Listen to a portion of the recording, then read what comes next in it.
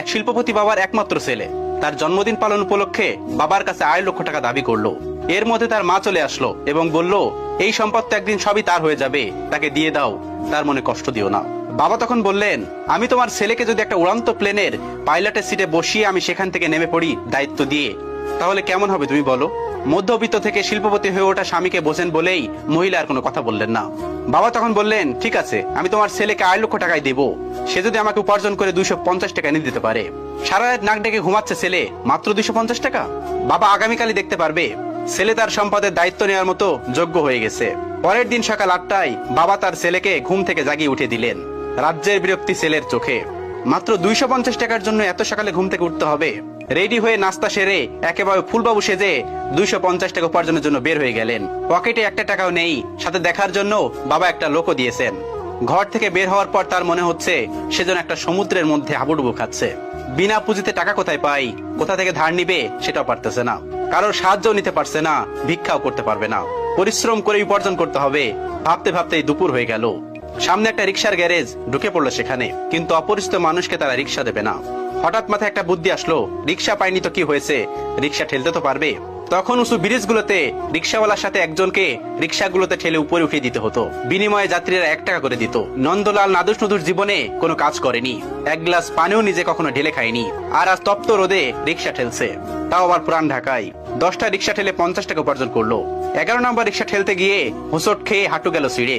আবার উঠে দাঁড়াতে যাত্রীর হাতে 5 টাকা দিলে চোখে অঝোর ধারায় কান্না চলে আসলো।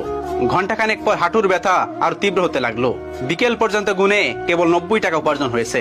অবশ্য পেটের খিদা মিটাতে দুপুরে কিছু বন রুটি ও কলা খেয়ে নিয়েছে। প্রচন্ড ক্লান্ত মনে হচ্ছে নিজেকে, শরীর যেন নিজের সাথে প্রতারণা করছে। অবশেষে 90 টাকা নিয়েই ছেলেটি বাড়ি ফিরে গেল। ক্লান্ত শরীরে চোখে পানি নিয়ে বাবার সামনে গিয়ে দাঁড়িয়ে বাবার হাতে 90 টাকা দেয়। বাবাকে জড়িয়ে হু হু করে কাঁদতে কাঁদতে বলল, আমি পারিনি বাবা। তখন মায়ের অজর ধারা গুনগুন কান্না পরিবেশটা আরো ভারী করে তুলছে। ছেলের বিধ্বস্ত ক্লান্ত চেহারা, হাঁটুর কাছে ছেঁড়া প্যান্ট দেখে বাবা একটা গাজল হাসি উপহার দিল। ছেলের কাঁধে হাত রেখে বাবা বলল, এখন তুমি আমার সঙ্গে সায়দাবাদ থেকে হেঁটে বুড়িগঙ্গা নদীর কাছে যাবে। কোনো প্রশ্ন না। 4-4টা গাড়ি থাকতে, 2জন ড্রাইভার থাকতে হেঁটে কেন? ছেলের জিজ্ঞাসা চোখে বাবা বললেন, বাবা, আজকের এই পজিশনে তো আমি একটু একটু করে এভাবে এগিয়ে এসেছি, গাড়ি বা বিমানের গতিতে আসেনি। তুমি তো মাত্র একটা দিন কষ্ট করেছো, একটু ধৈর্য ধরো। ক্লান্ত ছেলের হাত ধরে হাঁটতে হাঁটতে রাত 11:30টার দিকে ব্রিজে পৌঁছালো পিতা এবং পুত্র। শান্ত নদী রেলিং ধরে দাঁড়িয়ে বাবা বললেন, তুমি আমার হাতে 90 টাকা দিয়েছো তাই না? ছেলে বললেন, জি বাবা, আমার জীবনের প্রথম উপার্জন। বাবা বললেন, আমি জানি তোমার এই টাকাগুলো উপার্জন করতে তোমার অনেক কষ্ট করতে হয়েছে। এখন আমি তোমাকে যা বলি শোনো। আমি জানি আমার ছেলে ছোটবেলা থেকে অঙ্কে খুবই ভালো, ভালো গুনতেও পারে আশা করি। আমি তোমার উপার্জনের 90 টাকা পানিতে ছুড়ে ফেলবো, আর তুমি বলতে থাকবে বাড়তি কয় টাকা রইলো। বাবা তার সমস্ত শক্তি দিয়ে একটা একটা করে কয়েন নদীর পানিতে ফেলতে লাগলো। এরপর বাবা বললেন, এখন কত টাকা রইলো? ছেলের কষ্টের পয়সা নদীতে তলিয়ে যেতে দেখে কাঁদতে কাঁদতে বলল, বাবা 85 টাকা। এভাবে এক এক করে জীবনের প্রথম উপার্জিত কষ্টের টাকাগুলো পানিতে ফেলতে লাগলো বাবা। এরপর ছেলে গুনে গুনে বলল, 80, 70, 65, অবশিষ্ট 5 টাকা এসে থামলো। বাবা শেষের টাকাটা আর ফেললো না। পয়সা ফেলা বন্ধ করে বাবা ছেলেকে বলল, তোমার উপার্জনের 90 টাকা আজ আমি নষ্ট করতে তুমি কাঁদলে, আর আমার কত টাকা তুমি এভাবে নষ্ট করছো তার হিসাব আছে তোমার কাছে? কোথায়? আমি তো একদিনও কাঁদিনি।